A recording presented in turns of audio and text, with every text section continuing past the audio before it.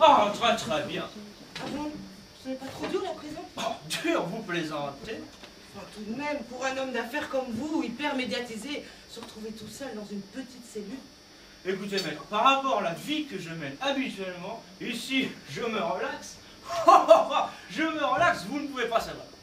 Plus de rendez-vous, plus de paparazzi, et par-dessus le marché, ma femme n'est pas là. Tant mieux. Et pour la nourriture, ça va aussi? Parfait, je me fais livrer directement par Fauchon. Alors? Non, le problème entre nous, c'est les fréquentations. Ah bon? Les autres détenus ne vous conviennent pas? Oh, écoutez, autrefois en prison, il n'y avait que des voyous et des assassins. Aujourd'hui, toutes les cellules sont remplies d'hommes politiques et de PDG. Ah bon? Et ça ne vous convient pas? Bah, enfin, je ne vais quand même pas avoir les mêmes sujets de conversation qu'à l'extérieur. La bourse qui monte, qui descend, un petit milliard de gagnés par ici, un petit milliard de perdus par là. J'ai quand même des sujets plus intéressants. Tiens, lesquels? Le foot. Seulement, avec les intellos qu'il y a ici, parler du ballon rond, c'est comme parler du métro à un milliardaire. Hein. Il y en a même un qui croit que le PSG est un parti politique. Ce n'est pas un parti politique? Qu'est-ce que vous avez fait comme étude, vous? Mais non. Hein, je m'en doutais. Et au fait, maître, je parle et je manque à tous mes devoirs. Une petite coupe de champagne? Vous avez du champagne? Ici? Enfin, tout de même, nous ne sommes pas dans une de mes cantines. Allô, Lucien? Oui, c'est moi. Est-ce que tu pourras nous apporter tout de suite 2 coupes de champagne? Non, merci, vraiment, non. Vous êtes sûr, sans façon? Sans façon. On laisse tomber, Lucien. Oui, à tout à l'heure. Qui est Lucien? Un gardien, très sympathique. Il vient souvent me voir, il a besoin de parler. C'est dur son métier.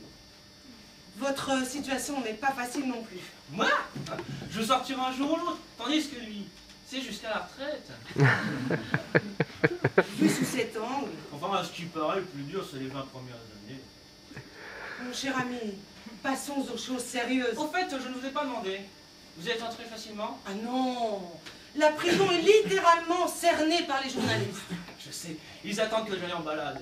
Quel que soit le métier, nous vivons une époque où ce qui compte avant tout, c'est le spectacle. Vous savez, c'est la première fois que je travaille pour un médiatisé, alors. Oui, Lucien? Oui, c'est encore moi.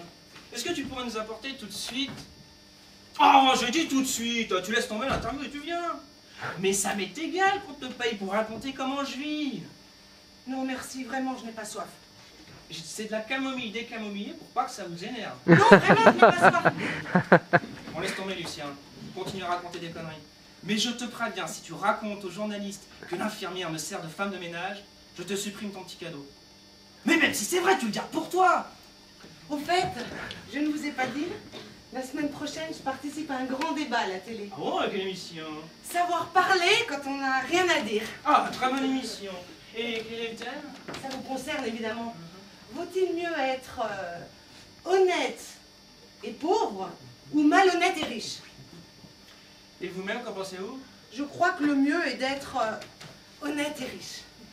Vous aimez les contes de fées, vous? Allô? Hey, salut André! Oh non! Oh non! Oh non! Aïe, aïe, aïe, aïe, aïe! Ah, je suis désolé André, désolé, mais je n'y peux absolument rien. Ok.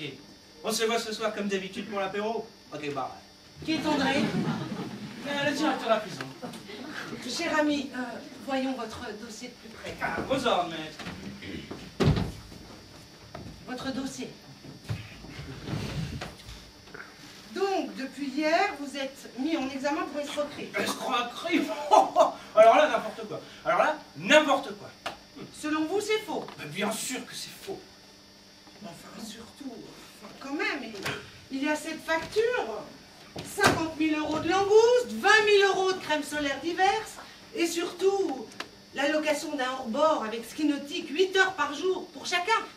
Eh bien alors, je connais de nombreux hommes politiques et de nombreux hommes d'affaires qui réfléchissent profondément sur leur ski nautique, en compagnie de leur charmante secrétaire.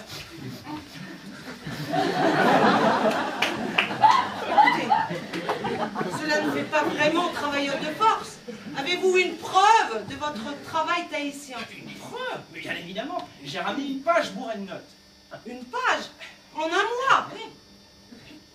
Mais vous ne me l'aviez pas dit. Mais les flics m'ont amené à toute allure ici. Ça fait 2 jours que je porte la même montre, hein. Mais ça va loin, cette histoire. Ça va loin. Le juge vous accuse d'avoir été payé à ne rien faire. Ah mais c'est un fou à dégénérer. Cher ami, nous allons porter plainte contre lui pour diffamation.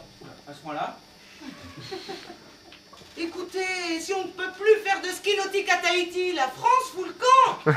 Très bien, maître, très bien. Mais le jour où je sortirai de cette prison, ce petit juge, je vais le faire muter à un poste à haut risque. Dans 6 mois, il est sous calmant. Et à quel poste, si ça n'est pas indiscret? Préfet en Corse. Yeah!